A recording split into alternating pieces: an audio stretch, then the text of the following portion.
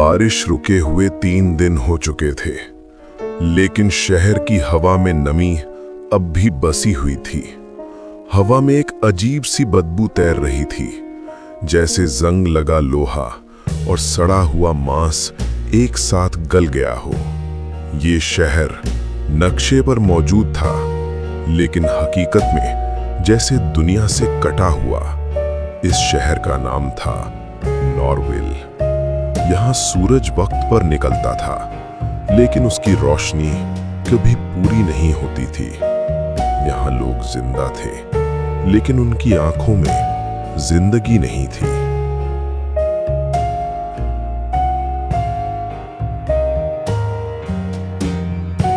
और इसी शहर में एक लड़का रहता था। उसका नाम था रायन। उम्र कोई 12 या 13 साल। पतला सा शरीर, हमेशा खामोश, हमेशा डरा हुआ। रायन के पिता एक फैक्ट्री में काम करते थे, एक ऐसी फैक्ट्री जिसके बारे में शहर के लोग कम बोलते थे और ज्यादा सोचते थे। फैक्ट्री शहर से बाहर थी, जंगल के अंदर, जहां मोबाइल सिग्नल नहीं आता था और रात को आवाजें आती थीं, लेकिन न वो जानवरों की थी न इंसानों की। एक रात रायन के पिता रोज की तरह देर से घर लौटे। दरवाजा खुलने की आवाज आई और रायन ने देखा उनके कपड़े कीचड़ से भरे थे, हाथ कांप रहे थे और उनकी आंखें ऐसी लग रही थीं जैसे कुछ ऐसा देख चुकी हो जो इंसान को नहीं देखना चाहिए। रायन ने डरते हुए पूछा, अब्बू आप ठीक है? कोई जवाब नहीं। वो चुपचाप कमरे में गए और दरवाजा बंद कर लिया।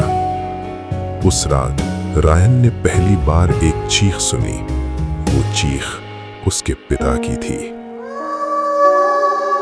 अगली सुबह रायन के पिता काम पर नहीं गए। ये पहली बार था शहर में बात फैल गई कि फैक्ट्री में कुछ गलत हो रहा है, लेकिन कोई खुलकर कुछ नहीं बोलता था।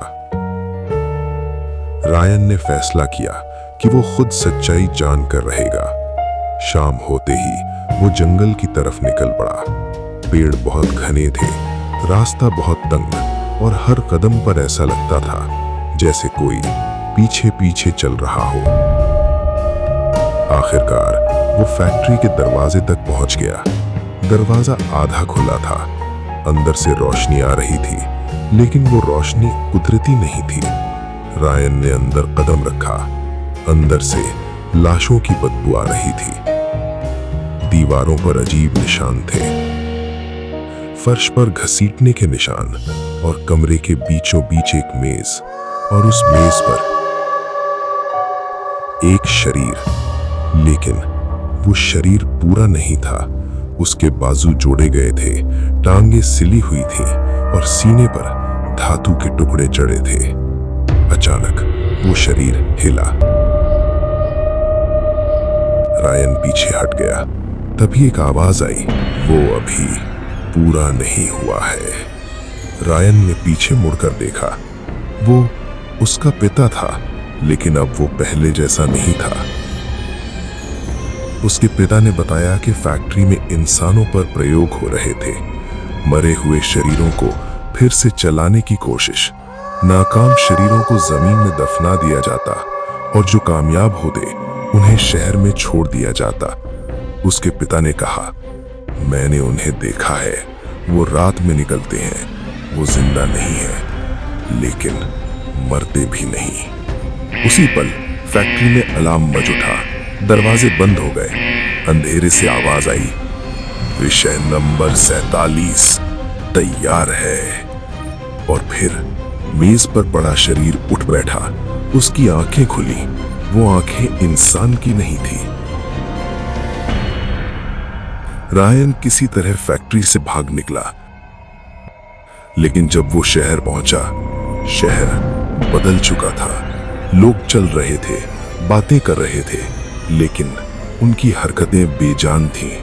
एक औरत ने रायन को देखा और मुस्कुराई। उसके मुंह से खून टपक रहा था। तभी रायन समझ गया, पूरा शहर एक प्रयोग बन चुका था। उसका पिता अब शायद इंसान नहीं रहा था और वो खुद अगला विषय हो सकता था। आखिरकार रायन ने फैक्ट्री को आग लगा दी। शहर और फैक्ट्री जलते रहे, चीखें आती रहीं।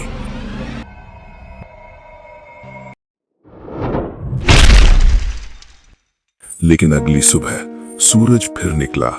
नॉर्विल शहर नक्शे से गायब हो गया।